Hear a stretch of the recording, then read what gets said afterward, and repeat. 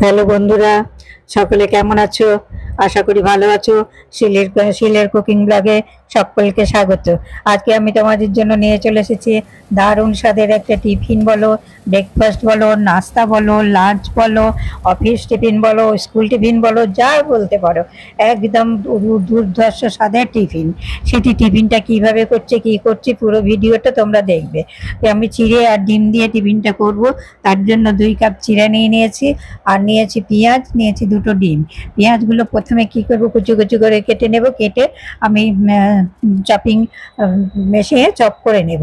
Chop করে নিলে বেশ টুকরোগুলো ছোট হয়, তো ভাজতে বেশ সুবিধা হয়, সেই জন্য চপ করে নেব। কাঁচা লঙ্কাও চপ করে নেব। আর এটার সঙ্গে ডিম দিয়ে কিভাবে করছি তোমরা কিন্তু দেখতে থাকো। এইভাবে তোমরা কিন্তু বাচ্চাদের যেমন মন জয় করতে পারবে, বড়দেরও মন জয় করতে পারবে। আর যেমন হেলদি তেমন টেস্টি, এটা মানে কেউ অস্বীকার করতে পারবে না। ডিম দুটো প্রথমে নিয়ে নিলাম একটা বাটির মধ্যে ফেটিয়ে। ওর মধ্যে একটু যে চপ করে রাখা পেঁয়াজ, কাঁচা লঙ্কা, লবণ, হলুদ, একটু গোলমরিচের গুঁড়ো, এই সব কিছু দিয়ে, একটু লঙ্কার গুঁড়ো দিয়ে ভালো করে ফেটিয়ে নিলাম।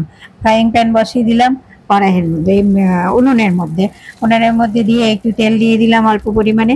এবার আমি প্রথমে ডিমটাকে দিয়ে দিলাম, ঠিক অমলেটের মতো করে ডিমটা দিয়ে দিলাম। ডিমটা যদি আমি ডাইরেক্ট চিড়ের মধ্যে দিই না, তাহলে চিড়েটা একটু আস্তে আস্তে গন্ধটা থেকে যায়, ডিমটা পুরো ভালোভাবে ফ্রাই হতে। সেই জন্য আমি ডিমটাকে প্রথমে অমলেটের মতো দিয়ে ঝুড়ি ঝুড়ি করে একদম ফ্রাই করে নেব, ঠিক ডিম ভুজিয়া ঠিক যেভাবে করে সেই রকম মতো। এইভাবে আমার ডিম ভুজিয়ার মতো করা হয়ে গেল। এটা নামিয়ে রেখে দিলাম। আবার প্যানটা বসিয়ে দিচ্ছি। প্যানটা বসিয়ে দিয়ে এবারে আমি আমার আসল পদক্ষেপে যাচ্ছি। তাহলে চলো, এবার দিয়ে দিলাম তেল, আবার অল্প পরিমাণেই তেল দিলাম।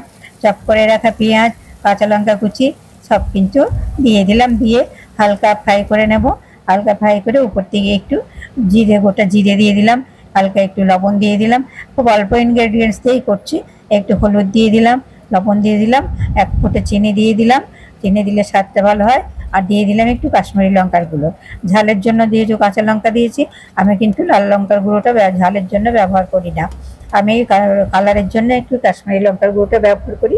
তো এবার চিড়েটা আমি ধুয়ে রেখেছিলাম, বেশি না, মিনিট 2-1-এর জন্য। সেই ধোয়া চিড়েটা আমি দিয়ে দিলাম। বেশিক্ষণ চিড়ে ধুয়ে কিন্তু রাখা যাবে না, কেন চিড়ে কিন্তু না হলে একদম ভাতের মতো গলে যাবে। এবার ভালো করে নাড়িয়ে নেব। নাড়িয়ে চাড়িয়ে নিয়ে চিড়েটাকে খুব সুন্দর করে ভেজে নেব।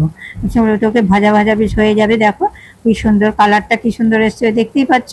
আর স্বাদ তো মনে করে যে পেঁয়াজ আছে, পেঁয়াজগুলো মিলে গেছে একদম।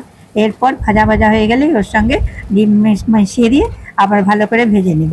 তোমরা এর সঙ্গে ইচ্ছে করলে ভাজা মশলা, তারপরে আরও যদি কিছু মশলা দেবো মনে করে দিতে পারো। আমি সামান্য মশলা দিয়েই ফ্ল্যাটে করছি, তো সামান্য মশলা দিয়েই করছি।